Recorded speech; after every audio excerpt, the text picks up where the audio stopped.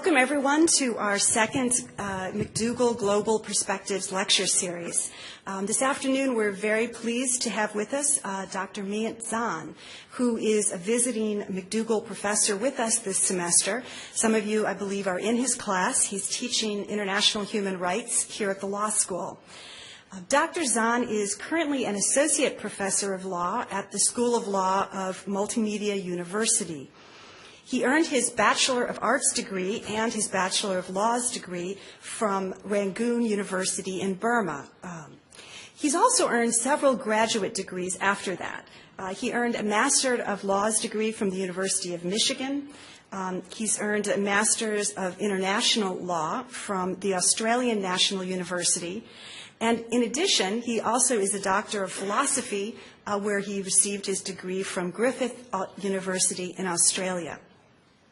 Since 1990, he has taught both undergraduate and graduate courses at the University of Australia, Malaysia, and in the South Pacific.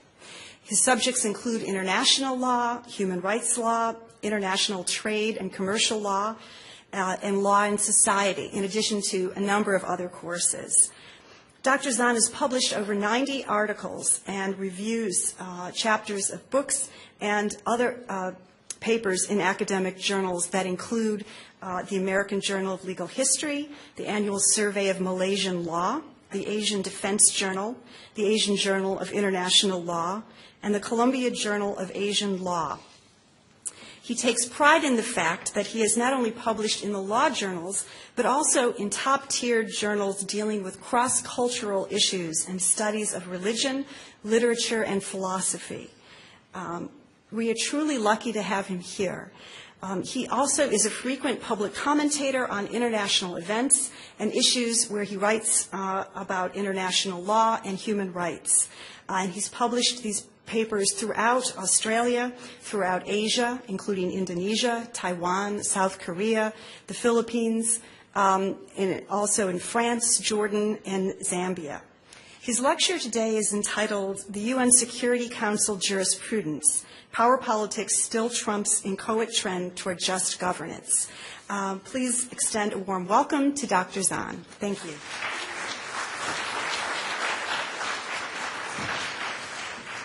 Thank you very much, Professor.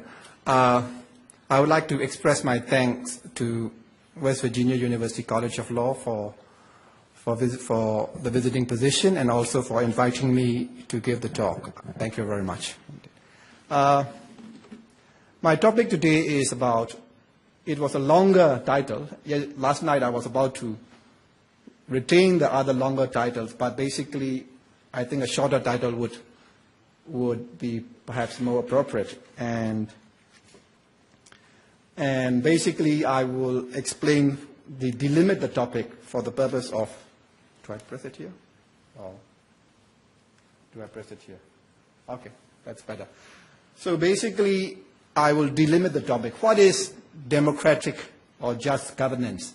Probably there are lots of theories in political science and political theory, but the right to democratic or just governance or fair governance has been mentioned in not only in political science literature, but also in the literature of academic literature pertaining to international law in recent years.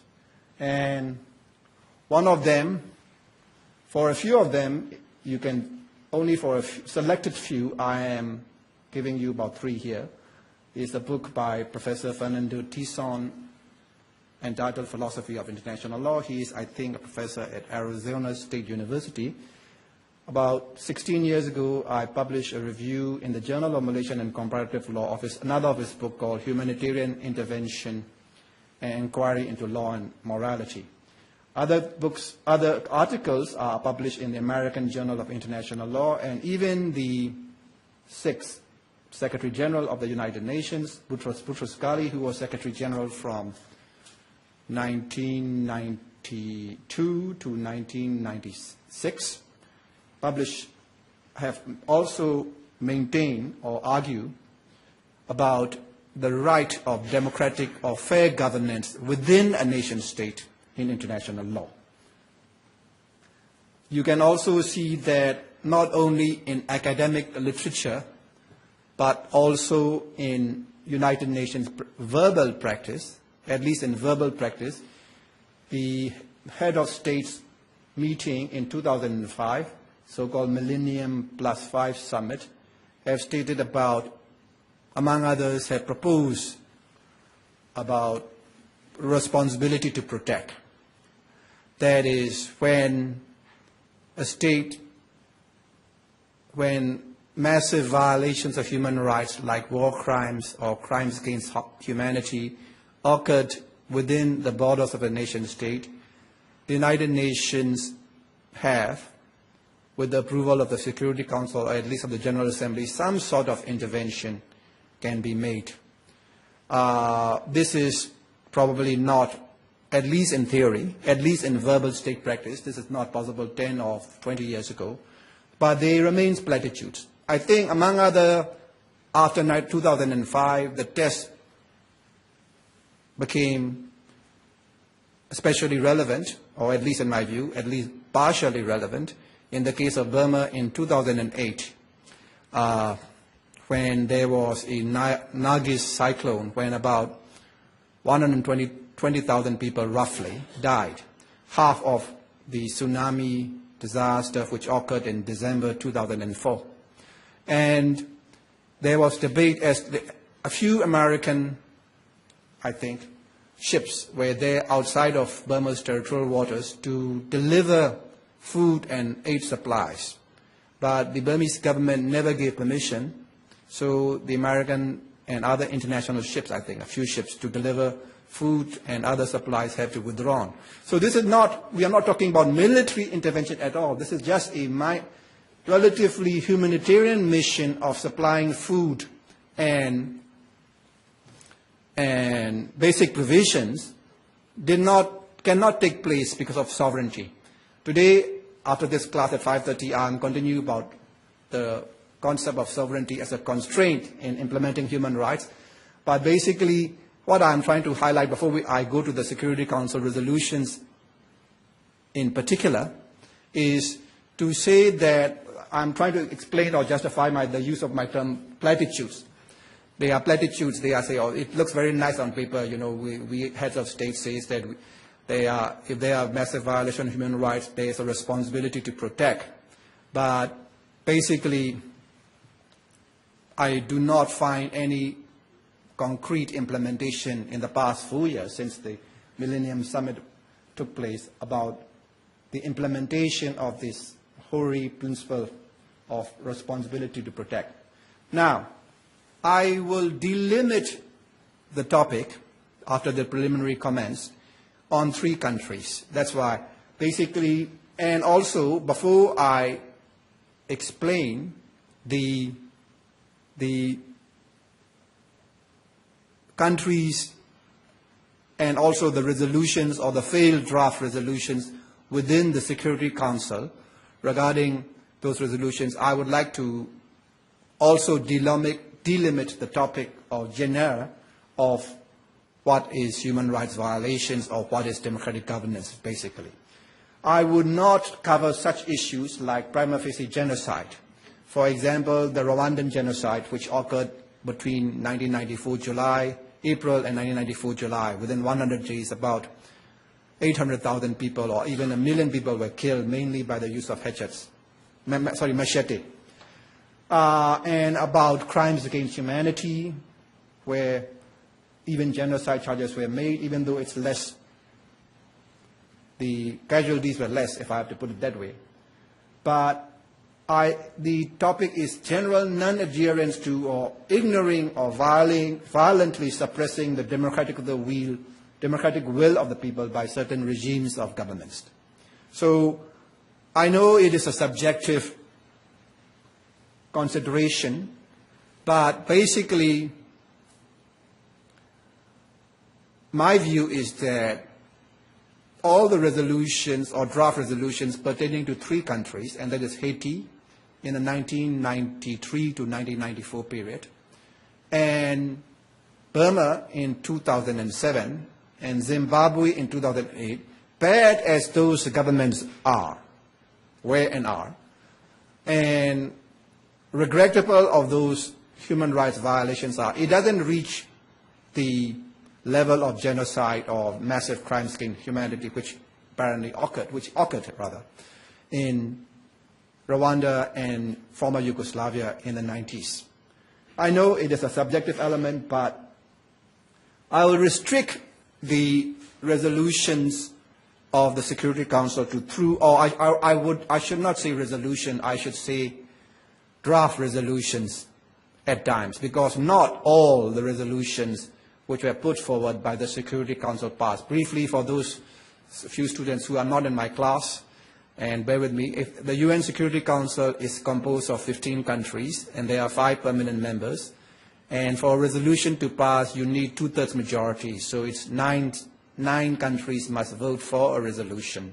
And a resolution must not be vetoed by any of the 5 permanent members, which is United States, now Russia, previously Soviet Union, China, People's Republic of China, France, and the United Kingdom. If one country vetoed the resolution, even if all 14 countries voted for it, it would be defeated. So that is the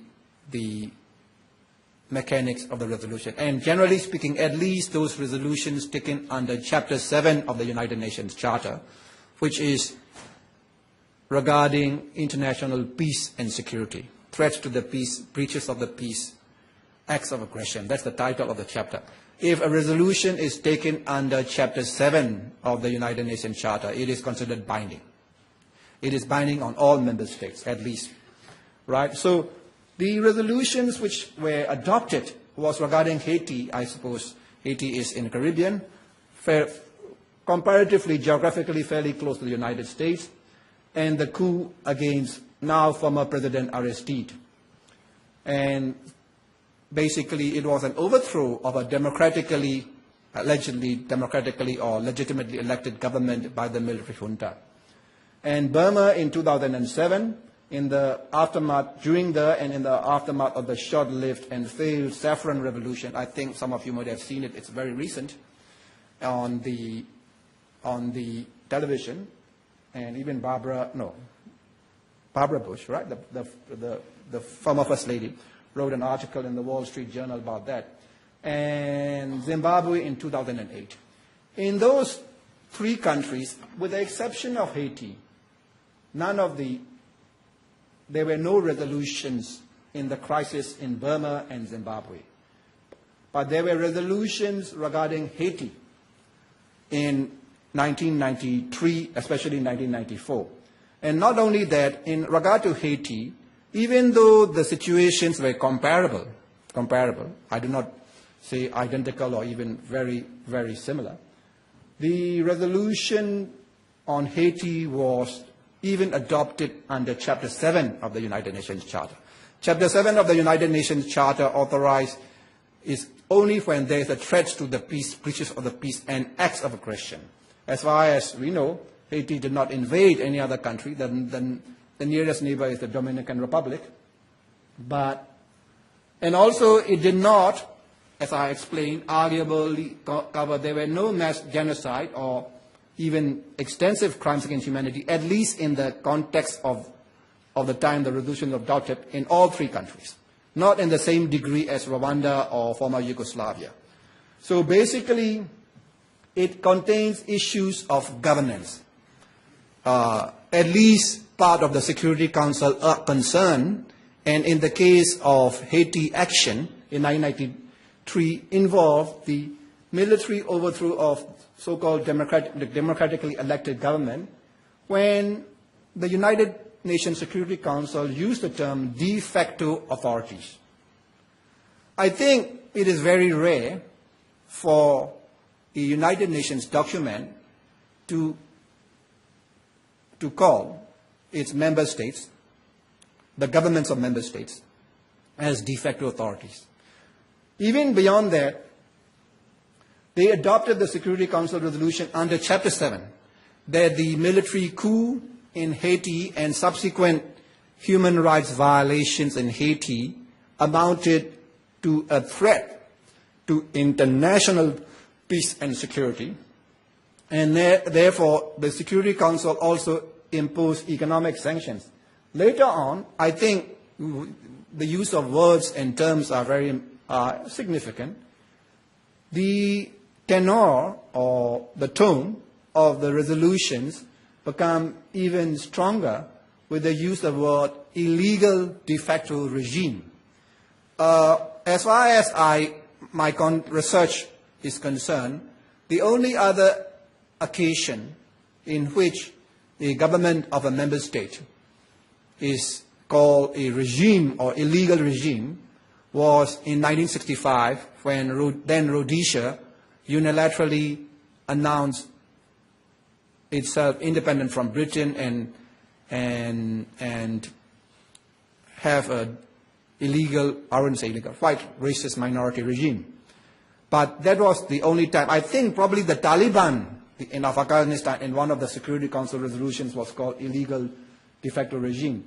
And not only that, another use of the term which was significant in Haiti was not only the illegal de facto regime, but probably in my understanding, it was probably the first and only, probably, time in UN Security Council history when the government, which has, unlike Iraq under Saddam Hussein, which had invaded Kuwait and annexed it, asked a military regime to depart, to step down. If that regime did not step down, the UN Security Council authorizes member states to form a multinational force under unified command and control and to use all necessary means. I think I should have highlighted that phrase, all necessary means. I think the most famous or significant use of the term all necessary means was in 1990 UN Security Council Resolution 678 in bracket 1990, which was adopted by the United Nations Security Council, in which Iraq under Saddam Hussein, which had invaded Kuwait, was given until January 15, 1991 to withdraw its forces from Kuwait. The resolution was passed on 29 November 1990, and basically it authorizes the troops, mainly American, which are already in Saudi Arabia and the Gulf region, to use all necessary means to effect the departure of Iraqi forces from Kuwait. But that is when a country has invaded and annexed another country. But in the case of Haiti, it was an overthrow of a democratically elected government. And this happened all the time, or at least some of the time. Almost every year, I'm sure, since the UN Charter was adopted, almost every year military coup takes place. In 1999, for example, there was a military coup in Pakistan. Last year, there was a military coup in Mauritania, which is in North Africa. So another significance of the 1994 Haitian resolution is the use of the term, in terms of phrases, illegal de facto regime, and also in terms of the departure, the authorization to use all necessary means. That means, in euphemism, it means military force. I think I've already mentioned that. However, the use of military force under United Nations command, so to speak, to overthrow the Haitian military junta did not take place because former President Jimmy Carter went to Port-au-Prince, I think, the capital of Haiti, to negotiate the departure of the military regime. Therefore, there was no necessity to resort to what would have been the UNSC authorized but undoubtedly US-led pro-democratic invasion of Haiti. Because this is, as in my opinion, it did not involve massive violation of human rights, not to the extent like in Rwanda or in former Yugoslavia. It did involve violation of civil liberties, but military coups take place all the time. I am sure every year since 1945, probably with hardly any exception, there are military coups and overthrow of governments in Africa, Asia, Latin America. Even now, relatively speaking. It has probably reduced. So why Haiti? I'll come to that a little bit more. Now, in the aftermath of that, would the UN Security Council set a precedent in recognition of legitimate government? Because John Bertrand Aristide government was considered legitimate government. Is it an inchoate beginning of democratization of some member states through UN Security Council resolutions? Because basically it is mainly an internal matter. Haiti has not invaded any other country like Iraq did to authorize the use of force. And there are human rights violations in Haiti, but there are also equally worse human rights violations. In the same year, the Haitian resolution was adopted, in Rwanda, for example. And the Security Council acted very late. So there were some enthusiastic comments, and I wrote, as Professor has mentioned, the Asian Defense, I wrote an article at that time in the Asian Defense Journal, which says under the title Haiti and Humanitarian Intervention. I said that in my last few sentences of the article, I said that don't worry too much. It is not the start of a trend. The world will still be safe for usurpers of overthrow of legitimate governments and violators of human rights. Unfortunately, I think I was right, unfortunately. Now, in Burma, the 1980, some of you may know that there was a massive uprising in 1988. Most of you would know better about Tiananmen Square massacre, which happened in June the 4th, 1989. But in March, June, August, and September, there were massive uprisings throughout the whole country in 40 towns and cities. Well over 100,000 people demonstrated mainly peacefully. There were violence, on the part of the demonstrators also. At times there were beheadings of alleged military agents. But there were also shootings, but the government denied up to 3,000 people died during those 6 months in March to September 1988. It is not fair to compare the suffering of people. It is not as bad as Rwanda. It was probably not as bad as in former Yugoslavia, but it's much worse than what happened in the Philippines. I was in the weekend in Ann Arbor for the University of Michigan Law School celebrations, 150th anniversary. I met one of my classmates from the Philippines.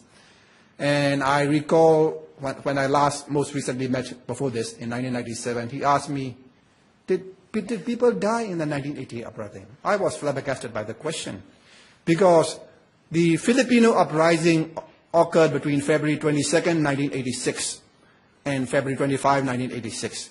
Within 3 days, Marcos was gone. The Filipinos had it much, much easier than the Burmese.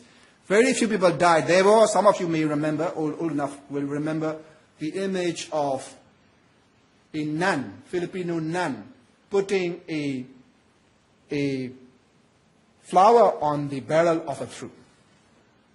But very few of you will remember, I do not know whether any of you in this room will remember. There is also an image 2 years later, in August of 1988, when an old man, or a man anyway, was on his knees, in prostrate before the soldier, Burmese soldier, not to shoot. It is probably an even more moving, but whereas Marcos was gone in 3 days, the Burmese, and very few people died, and it was restricted to Manila. But in 88, the Burmese people cost about 3,000 lives, and the situation is not only the same, it's same 21 years later. So there was, at that time, not even an informal talk of bringing the situation before the Security Council. But after 1992, as you know, the General Assembly, resolutions which are not binding, after delaying tactics, the United Nations General Assembly passed annual resolutions from 1992 to 2008. But from 2006, it was not through consensus. Consensus means everybody agreed. It was not put into a vote. The General Assembly resolution, non-binding, became longer and longer. And among others, it urged the government of Myanmar regarding human rights, respecting the outcome of the 1990 elections, which the government did not recognize. And you can see the use of the term. It called the Haitian military junta Haitian military regime, and here it's called the Burmese government of Myanmar.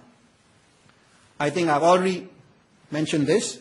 Mind you, I'm talking about the General Assembly resolution now, General Assembly, which is non-binding, and it is generally adopted by consensus. Consensus means about 160, 170, now 192 countries did not, a vote was not taken. The whole General Assembly decided. But starting from 2006, the resolutions became longer and longer and more substantial, so it was put into a vote. And some countries, I don't know, like Malaysia or Singapore and a few others, probably vote against or abstain to the non-binding General Assembly resolutions. I'm talking about General Assembly. But now, the UN Security Council, which is a more important body of only 15 countries, may have a closed-door informal meeting where the situation in Myanmar was discussed. That was before the 2007 September. It's almost 2 years now, Monk Saffron Revolution. Partly it was due to the United States and the United Kingdoms and other countries as well, co-sponsoring the resolution. Just to have an informal meeting. A draft resolution was, mind you, you have to draft a resolution first before it is put into vote. A draft resolution which among us would have called upon. You know, look at the word, I think the word used in Haiti was condemn. Here, call upon did not even use the word deplore. I've read that. Did not even use the word deplore. Call upon the government of Myanmar to respect human rights and to effect a democratic transition, receive a double veto from China and Russia, and also a negative vote from South Africa. That was a disappointment. I can understand China. I don't understand. I can understand, but I don't appreciate it. The China and Russia voting against the resolution, but for South Africa to vote against it, or at least not, he could have abstained. It's a disappointment, basically. But they said that it doesn't, and mind you, it was not a resolution, even if it is adopted, was not a resolution that would have called upon, or that would invoke Chapter 7. Remember, in Haiti, Chapter 7 was invoked. That the internal situation, mainly internal, the internal situation in Haiti involved a threat to international peace and security. In a draft resolution which failed regarding Burma, the internal situation in Burma was mentioned, but Chapter 7 was not invoked. So it's, even if it had adopted, it would have been a less serious resolution, far from authorizing invasion to overthrow the government. Far, far. It's not even thinkable in the dream even. Now,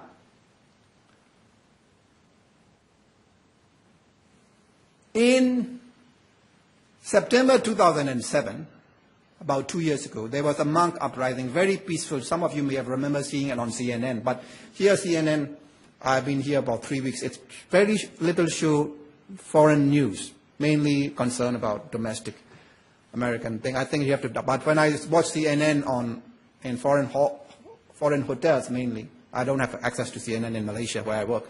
It shows more of the news. But anyway, thousands of monks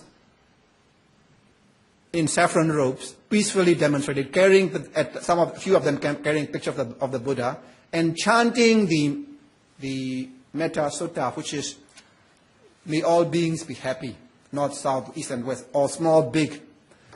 This Preda Sutta was brutally crushed when they raided the monasteries and forcibly, the government admitted about 20, 30, but the UN says that it could be well over 100, including some monks, which died. The there was an attempt to adopt a Security Council resolution, but it failed. When I look at the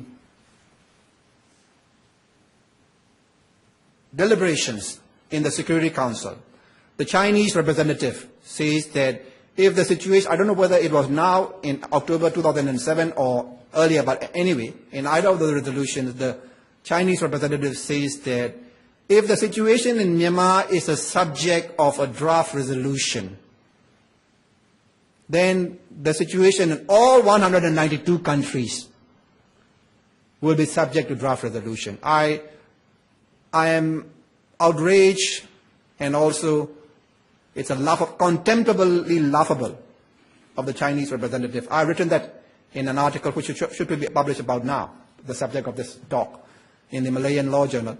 And I said, is it the same situation in Luxembourg? Is it the same situation in Ghana? Is it the same situation in Japan? Do they kill monks? Do they shoot unarmed demonstrators like the Burmese government did? Because the Chinese representative was equating the situation in Myanmar with all the other situations in all other 191 countries.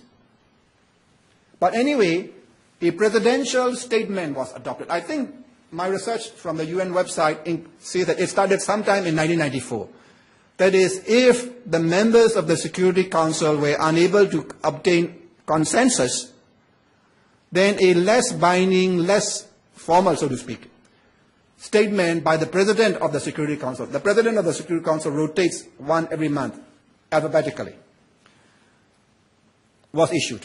Basically, since it is not the same as a Security Council resolution, probably China relented. And the strongest words used in that resolution, again compared with the illegal de facto regime of Haiti, vis-à-vis Haiti regime in 1994, strongly deplores the use of violence against peaceful demonstrators in Myanmar and calls upon the government of Myanmar to address human rights issues that are the concern of the people. Very respectful government of Myanmar, right?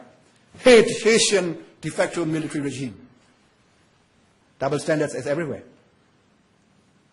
right? That would be the maximum under the situation that could be derived from the UNSC.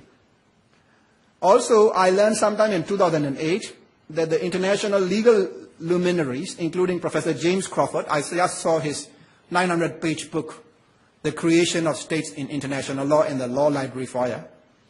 It was published first in 1979. About 1/4 of his thesis was published in a truncated form, but since he became a very big man, now Oxford University Press has published the whole 700-page thesis, The Creation of States. You can go and look at it. Professor Crawford. He was a member of the International Law Commission. There were attempts before 2008 to challenge the credentials of the Myanmar government, that they don't represent the Burmese nation, but I am sure nothing came out of it. You know, there were in the 60s and 70s, there were a few years when the South African government was denied, credential was denied because of its apartheid policy. But of course, I think the sky will fall down first before the United Nations denied credential to the Burmese government. I should say that briefly, as usual, I would digress about half a minute. On March 8, 2008, there was an election in Malaysia where I taught.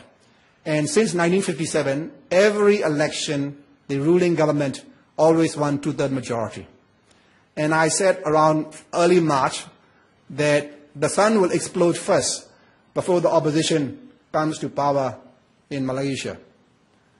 But the sun almost exploded. For the first time since independence, the ruling government was denied the 2/3 majority in the elections. They did not lose power. They just hang on to power by about 20 seats in the 150 seats parliament, I think. Parliament. So I would be very pleased if I'm wrong. But I don't think I will be. So this also came nothing out of it. Now Zimbabwe. Zimbabwe, like in Haiti and Burma, even though there were crimes committed, as I don't know, for the 4th time probably I'm mentioning, it doesn't reach the level. And this is not meant as an encouragement to either government of what happened in Rwanda or what happened in Yugoslavia, arguably, and definitely not to the extent of what happened in Rwanda. It is bad. But also involve the conduct of elections, democratic governance, at least governance. The UNSC issued a presidential statement because a resolution failed, a draft resolution failed, which condemns, slight improvement, because the Burmese resolution, even the draft resolution, which was never adopted, did not use the word condemn. It used the word calls upon. Calls upon. But now it used the word condemn the violence against the political opposition. Further condemns the actions of the government of Zimbabwe that have denied its political opponents to deny the right to campaign freely. And I read the draft deliberations in the Security Council. The Zimbabwe says that we don't accept the Security Council acting as an arbiter of elections in Zimbabwe, especially when the election was close. That reminds me of the 1990 election in Burma, in which the military government held, and in which the opposition obtained 80% of the seats in the National Assembly, but it was never honored. Right? But the Morgan Tsvangirai party won about 52% to what is this, Zimbabwe, Mr. Mugabe's ZANU-PF, about 49%. It's true, it's close. I wrote in my article, which I have not seen, probably it's already published, I suppose, in a footnote that the Zimbabwean representative could have said that why did the Security Council take so much concern in Zimbabwe elections in 2008 and not in the Burmese election in 1990? Because the Burmese election was not close. It was a landslide or even an avalanche, so to speak. But anyway, the right to campaign freely, compared with the term of the right to democratic governance, is used, if not the first time, one of the few times used in a UNSC Security Council's presidential statement. As I said, it is not a resolution. Again, a presidential statement. On 11 July 2008, a draft Security Council resolution imposing, among others, an arms embargo and the freezing of assets of Robert Mugabe, and they named the leaders of Zimbabwe, where they would have frozen the assets and would have denied visas and all those things. That was vetoed by both, again, China and Russia.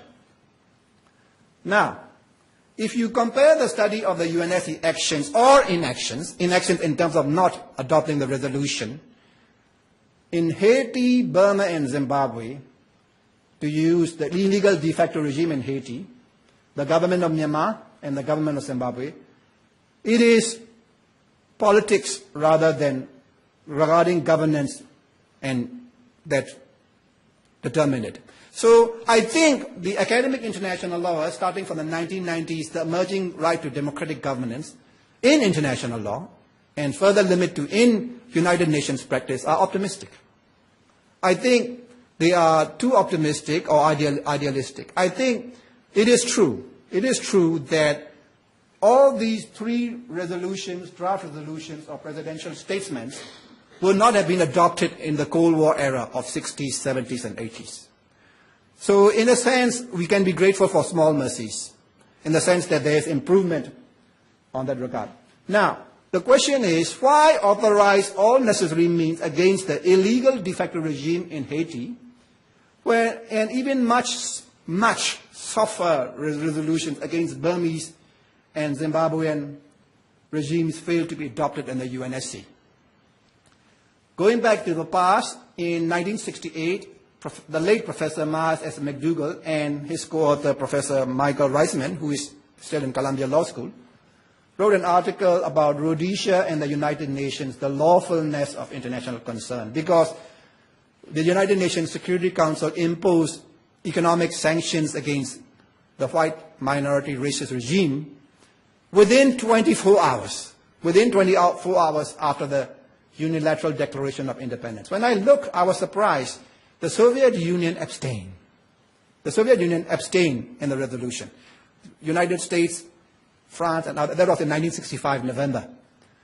So McDougall and Reisman wrote in support of the resolution that it is a lawfulness of international concern. The former Secretary of State under the Truman administration, Dean Acheson, wrote back in reply, condemning, or at least criticizing, Professors McDougall and Reisman with the title, The Arrogance of International Law. that they are arrogant and criticizing the UN Security Council resolution against Rhodesia. But in 1965, but in 2008, 43 years later, a resolution against now the black majority but equally bad regime of Zimbabwe was not adopted. What would they have said to that? Now, perhaps the same old power politics and geopolitics reflecting the tenets of the realist school of international relations. Some of you may have known I have also studied a little bit of international relations rather than international law, in addition to international law, which among others Henry Kissinger, Colin Powell, and Condoleezza Rice subscribe to. That power politics is the most important thing. In a sense, an optimistic view of the UNSC resolutions concerning Haiti being able to pass the UNSC itself is significant. Professor Friedberg gave me a lunch about a week or 10 days ago, and I had a brief discussion about it. And he put a point that, again, put a political point, that the UNSC resolutions was adopted during the Clinton administration. He said that it's a left of center. For a real, quote-unquote, lefty like me, I don't think Clinton administration is left of center. It is center or moderate. I don't think the United States have never been in the center, in my view. Even the most liberal of the president, if I may say so, Franklin Roosevelt, is near the center, or just about in the center. The election of 2008 was not a move to the left. It was a move to the center. Throughout all its history, I think the United States is a center-right country, most of the time. I don't want to go into too much details on that, but anyway, it was a move to the center. But Professor Friedberg said it was a left-center government in Clinton, and the regime that overthrew Aristide was a right-wing regime. That's why Clinton administration went for it. But China abstained, even though it did not vote against it. Now, China abstained and Russia voted for it.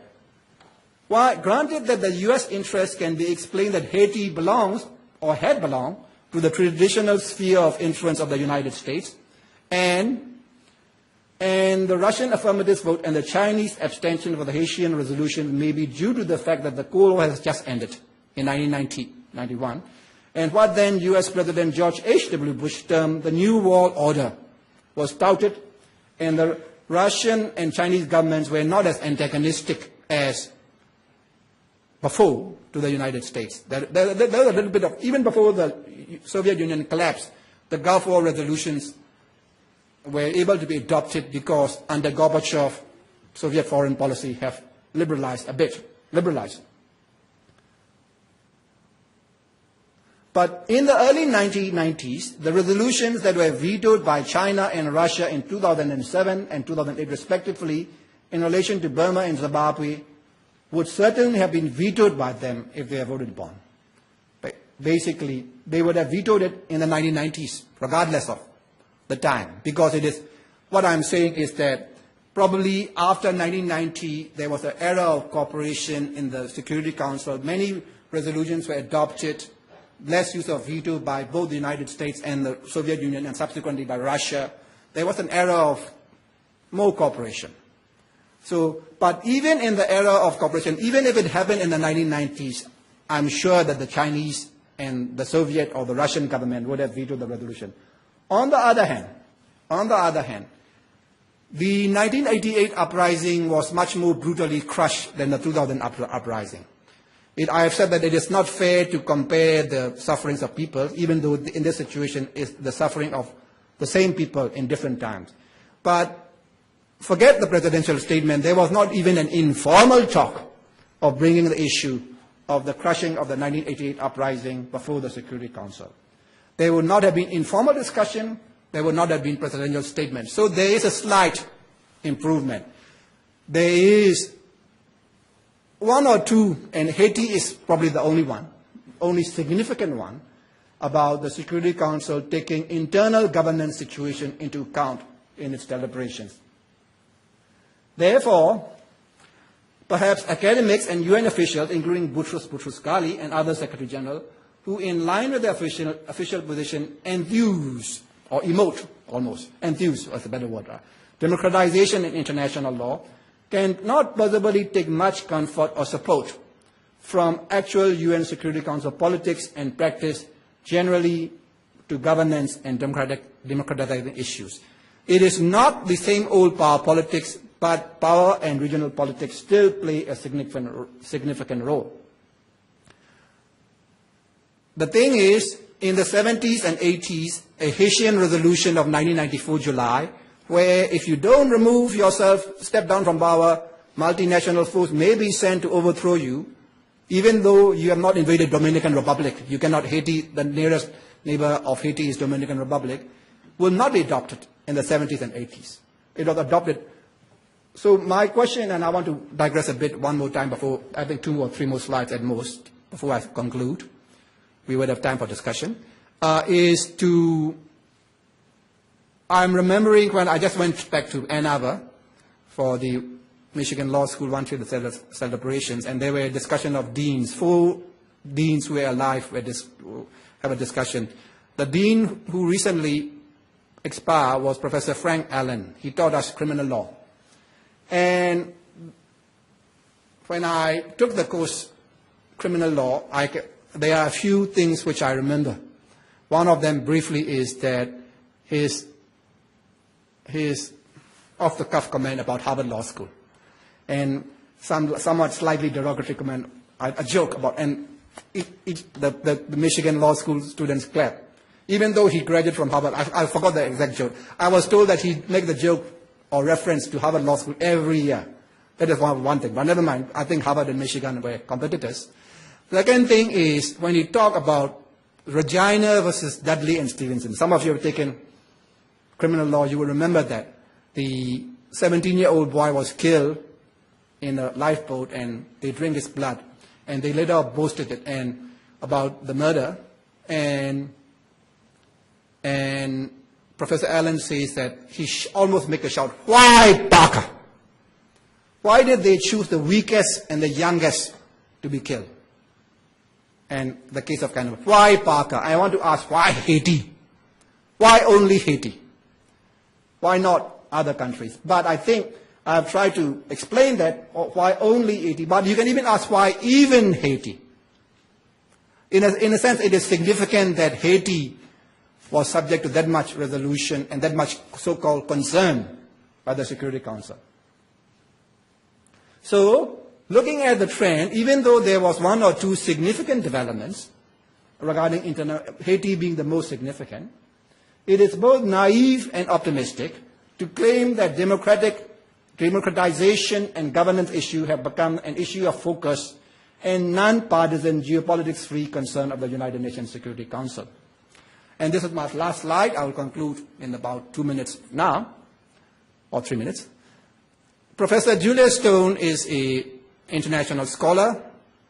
He died in 1986, and he is very famous for his very pro-Israeli views.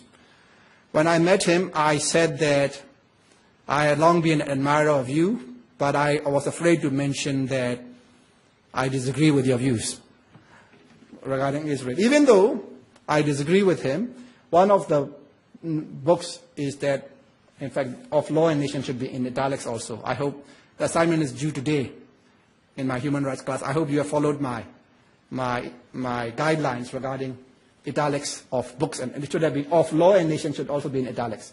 Of Law and Nations between power, politics, and human hopes. It's definitely so. The international law and how nations operate, on one side there is the power politics, and on the other side there is hopes. Hopes arise always. I would like to quote a late Burmese poet, Kenneth Bassey, 1973. His poem appeared on 10 June 1973 of the English language Guardian newspaper in Burma under the title of Esprit Infini. I hope I've got the French word right. Infinite time. I will recite some relevant parts. He said that, can the slow march of time ever catch up with the wide strides of human hopes, the harbingers of tomorrow? Thought projected into space across timeless time is hope. Hope, its feet firmly in the present, hope the vista that has no end. And I forgot the other phrases, and it says, the beacon on the lighthouse never beckons, it warns. Keep sailing, don't drop anchor yet, but change course, so does hope. I think even if in the hypothetical scenario of the Security Council passing resolution on Burma and Zimbabwe, it may not be that of help, especially regarding Burma. But I should say that the deliberations in the Security Council led to the formation of a national unity government and the sharing of power, at least nominally, and to a certain extent, realistically also, sharing of power between ZANU-PF, Zimbabwe, and Morgan Tsvangirai. My hypothetical again is that if after 1990, even if a draft resolution was adopted in the Security Council after the resolution, and if ASEAN countries like South Africa try to negotiate a resolution, would the opposition in Burma be able to share slightly power with the military regime? Because here in Zimbabwe, at least a nominal, to a certain extent, real sharing of power took place between Morgan Tsvangirai and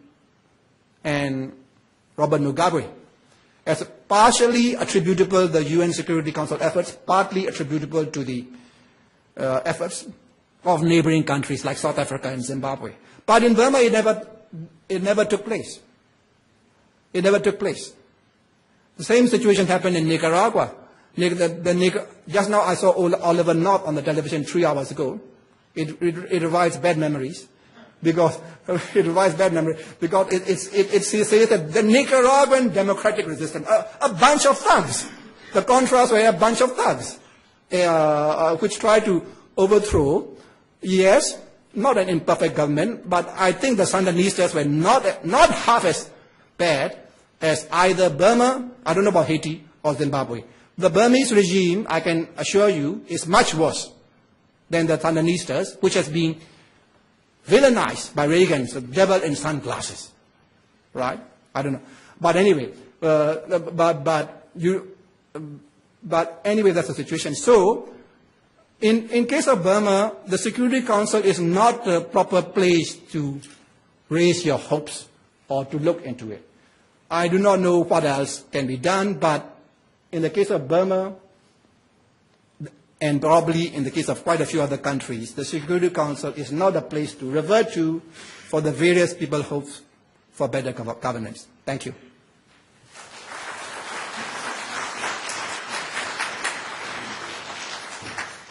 Thank you very much.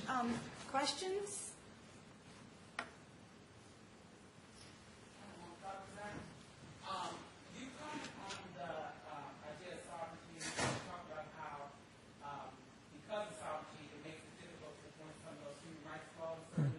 What do you think can be utilized, like any type of method that people work to implement the human rights law, but still respect the nation's sovereignty? That's a general question. I think it is always, I think your question was that what are the concepts or what are the mechanisms can be used in the sense of maintaining sovereignty as well as implementing human rights, correct? I think that's a difficult question to answer. I think sovereignty, the meaning of sovereignty itself shifted from 400 years ago to 100 years ago to 20 years ago.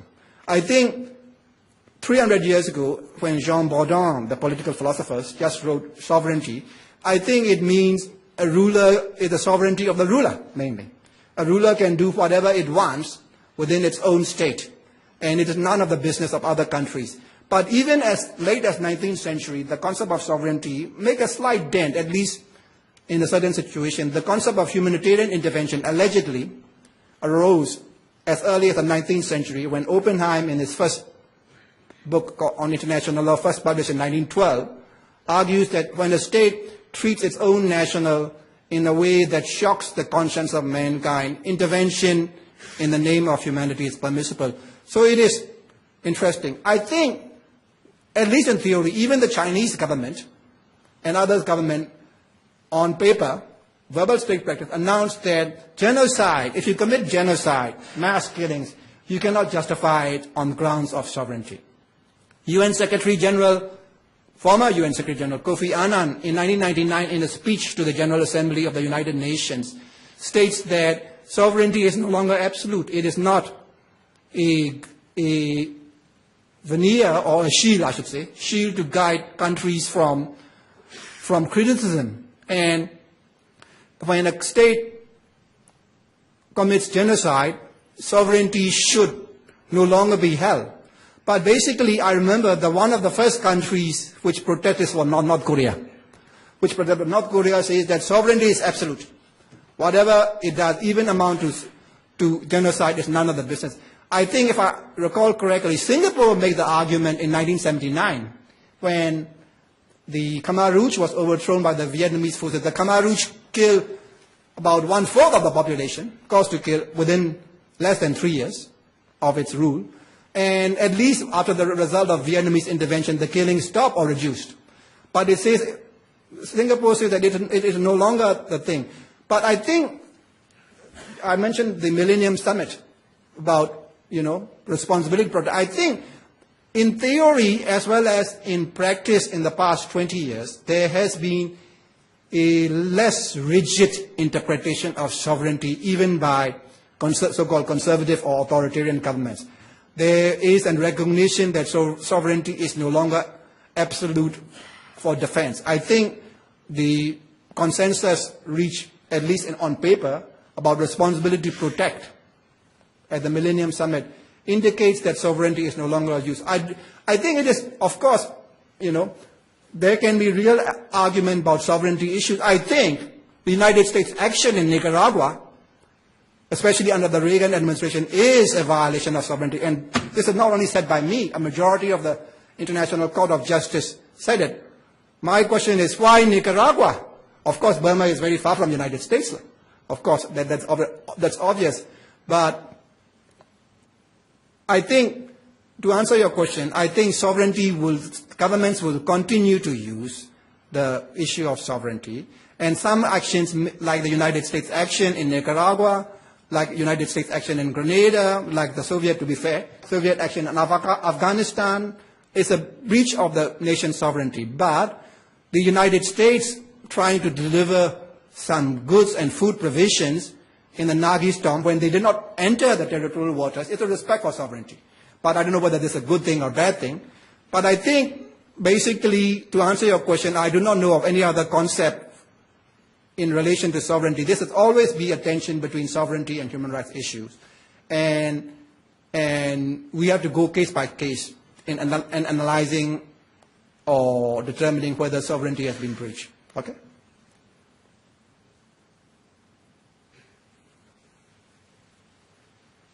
Any other question? Could you just talk in general about the situation in Burma now and what you see happening there? I think the situation in Burma is same as, I think it was George Orwell who said, the situation not the same, the same in 1992. Each conference, here also in Ann Arbor this weekend, a few asked, what is the situation? They said it cannot go on like that. It has gone on like this for the past 20 years. I remember in 1992, one of my colleagues at the University of Malaya, a historian, says that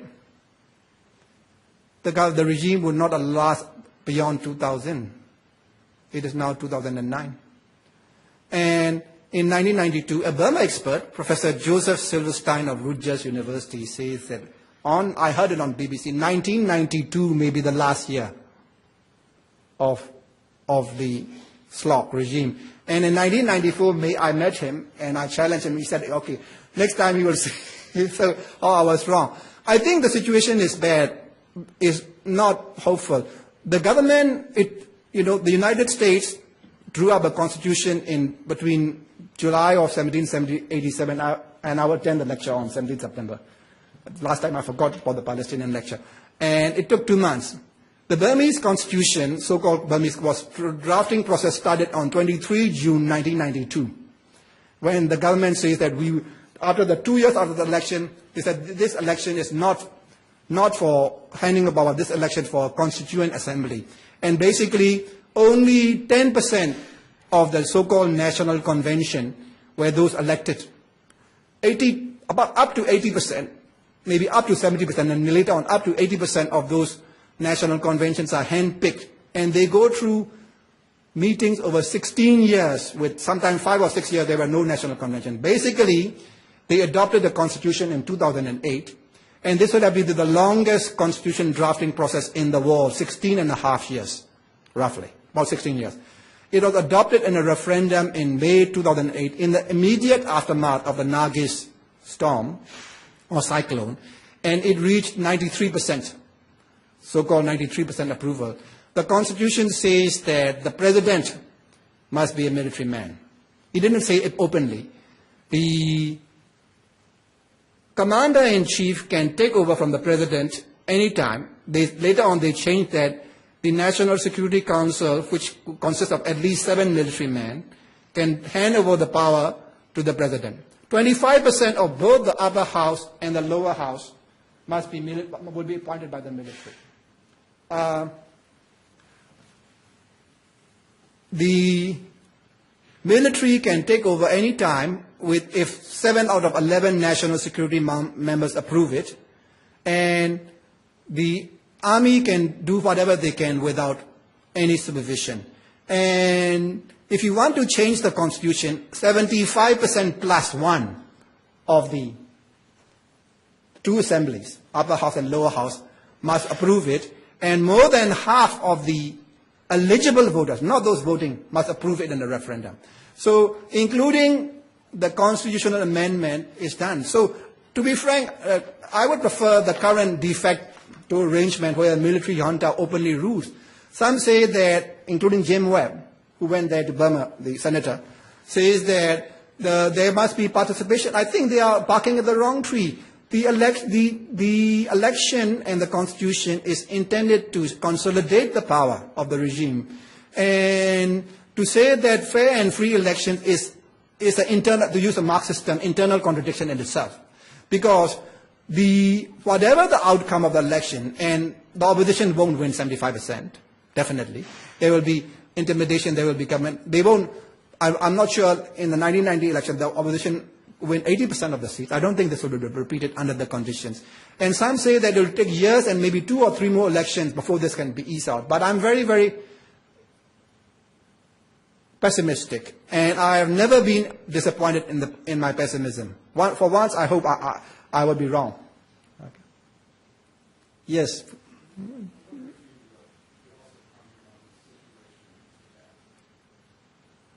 Yeah, I'm not very knowledgeable. The situation in Tibet also, of course, involved the annexation by China, I think, sometime in 1950, I think. And okay, if I can give you an indirect or even convoluted answer, I try to compare 3 countries or 3 territories or entities in international law where annexation have taken place. China invaded and annexed Tibet in 1950, I think, later on. And Dalai Lama ran away in 1959. I think the best that can be hoped for is autonomy. And even Dalai Lama himself is only asking for autonomy. And Indonesia invaded East Timor just before Portugal was about to give independence to East Timor in 1975. And it held on as an annexation province. And then Iraq invaded and annexed Kuwait. And you can see the different reactions in those 3 annexations. I think, again, you can say, why Kuwait? Like, why Haiti? Because Kuwait has oil, of course. I said that having said that, the annexation of Kuwait was probably the most prominent in the sense that both the status of both Tibet and East Timor as a state in international law is unclear. I think the Iraqi annexation of Kuwait was the only instance after the Second World War where one country invaded, attacked, and annexed another country, and which that country also happened to be a member of the United Nations. I think Afghanistan was invaded by the Soviet Union. It never annexed it, formally. Vietnam invaded Cambodia and occupied for 10 years, it never annexed it. United States invaded Grenada, never annexed it. United States invaded Dominican Republic, never annexed it. But the annexation, only 3 annexations occurred, as far as I can discern.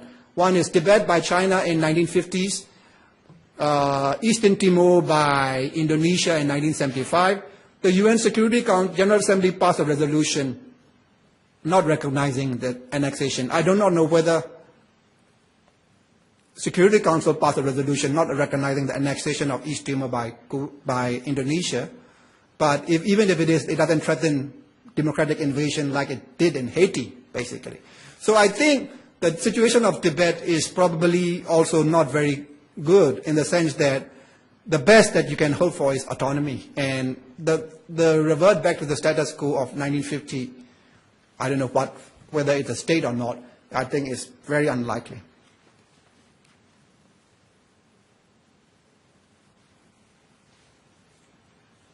Any other questions? Thank you very much, Dr. Thank you. Zan. Greatly appreciate it. Thank you.